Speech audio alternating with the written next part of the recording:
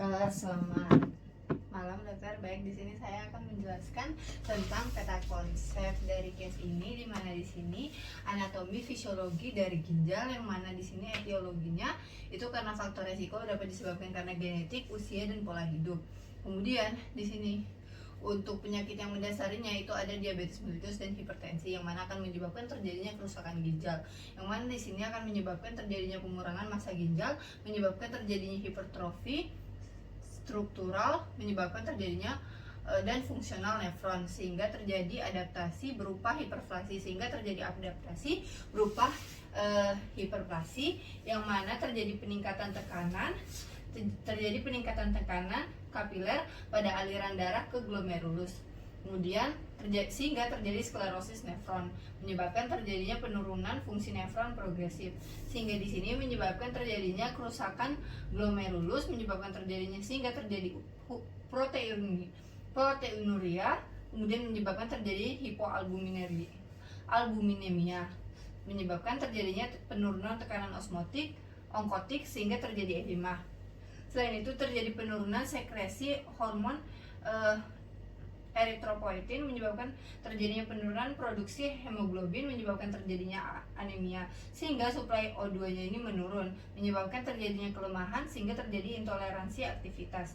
Juga menyebabkan terjadinya gangguan asam dan basa, menyebabkan gangguan metabolis dan respiratorik. Juga di sini menyebabkan gangguan elektrolit dan juga gangguan lainnya. Yang mana di sini pemeriksaan penunjang diagnosanya, dilakukan pemeriksaan penunjang untuk menegakkan diagnosanya, yang mana di sini diagnosanya yaitu chronic kidney disease. Untuk diagnosa bandingnya di sini ada gagal ginjal, akut, batu ginjal, dan tata laksananya di sini.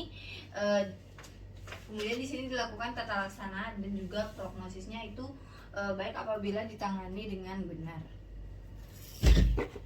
Nah, di sini untuk peta masalahnya, di mana Tuan C berusia 36 tahun datang ke Rumah Sakit Wijaya Kusuma.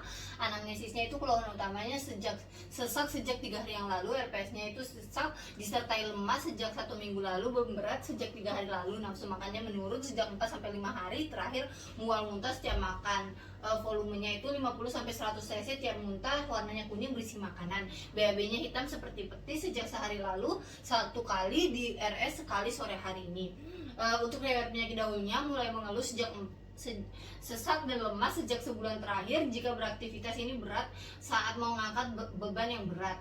Kemudian jalannya itu lebih dari 100 meter dan disertai pusing. Diabetes mellitusnya positif, HT-nya positif sejak 2 tahun. Untuk riwayat sosialnya, swasta, menjaga toko, tiap hari mengonsumsi minuman berenergi 3-4 kali sehari sejak 5 tahun terakhir.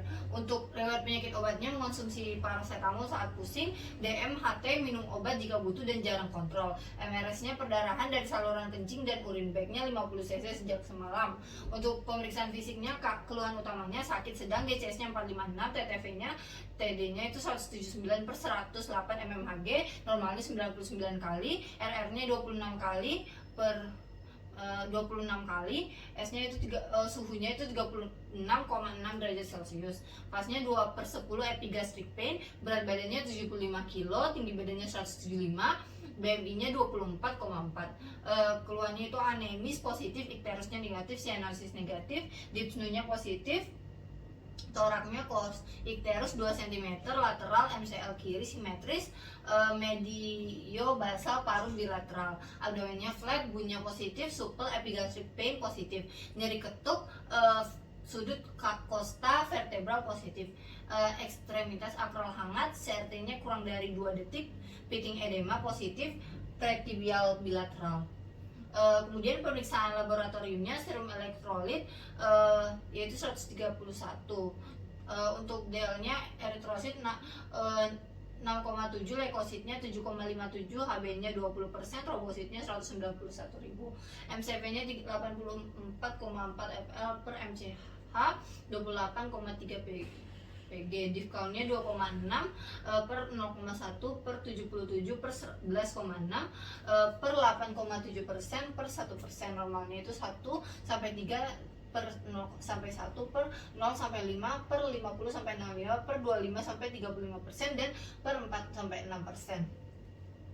fibrinogennya itu 327, dedimernya itu 1,5, bilateral TDI-nya 0,44, 0,19, 0,25 mg per desiliter, OT per PT-nya 14,14 unit per mililiter, albuminnya 3,71, GDS-nya 103 mg per desiliter, yang mana normalnya 80 per 100 mg per desiliter, uriumnya 207 per 0,7 mg per desiliter, kreatininnya 17,98, GFR-nya 7,45, CA-nya itu 81, PA-nya 8,2.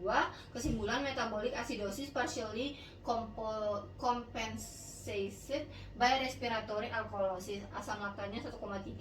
Tata laksananya itu dipasang tirabarin semi-flower, semi-fowler, pasang NGT, puasa jika jernih sekali, mulai diet cair bertahap.